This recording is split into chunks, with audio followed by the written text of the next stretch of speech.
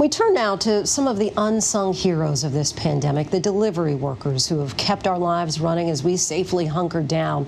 And while the delivery industry is booming, these workers are now struggling. ABC's Rena Roy takes a closer look.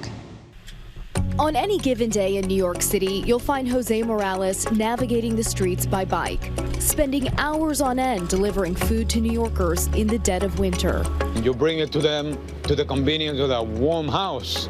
When we are here freezing cold, trying to make an honest living every day. Restaurants now rely on delivery workers to survive. Delivery orders have surged in the last year. The food delivery industry is worth more than $111 billion, exploding with the rise of apps like DoorDash, Amazon, and Uber Eats. But for these couriers, it can be dangerous. Couriers are often vulnerable to violence and theft. Jose told me his bike was stolen twice. You have to start from ground zero. You have to start all over again. And the little that you are making, you're trying to maneuver that, like buying a bike, buy grocery, pay portion of your rent, and everything else that come along with it. Ligia Guayapa is the executive director of the Workers' Justice Project in New York City. She helped bring couriers together as Los Deliveristas Unidos, or Delivery Workers United. The most pressing issues that food delivery workers are facing now is the lack of access to bathrooms, low pay, unsafe working conditions, and most importantly, these are the workers who are literally doing the most essential jobs with no worker protection.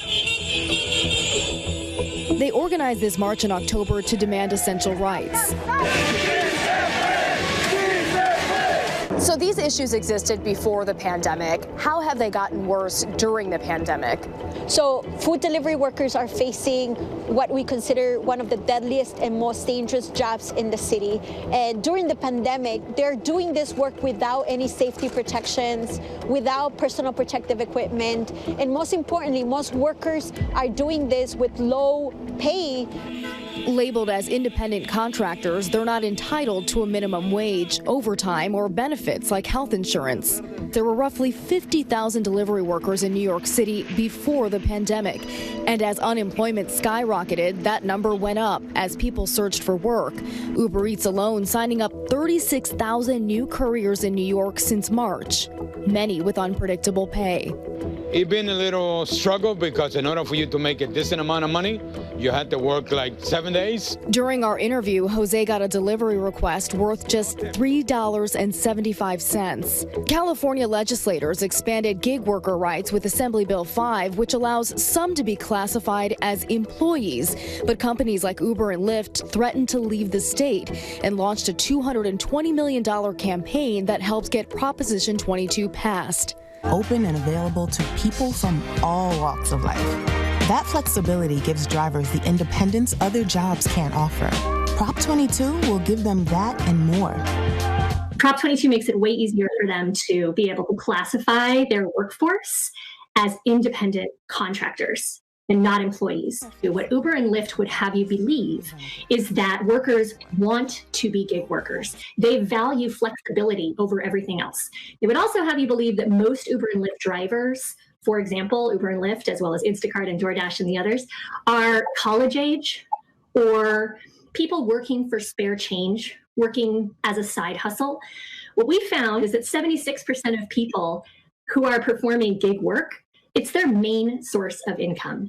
An income ideally boosted by tips, but some workers say they don't always see that extra money. Before 2019, DoorDash tips were used by the company to subsidize workers' base pay instead of giving delivery workers what their customers had intended for them. And Amazon just agreed to a $61.7 million settlement over allegations that it was withholding tips from delivery drivers, telling ABC News, while we disagree that the historical way we reported pay to drivers was unclear, we added additional clarity in 2019 and are pleased to put this matter behind us. Proposition 22 exempts gig workers from being included in California's Assembly Bill 5, and states that were initially crafting similar laws like Illinois and New Jersey are now hesitant.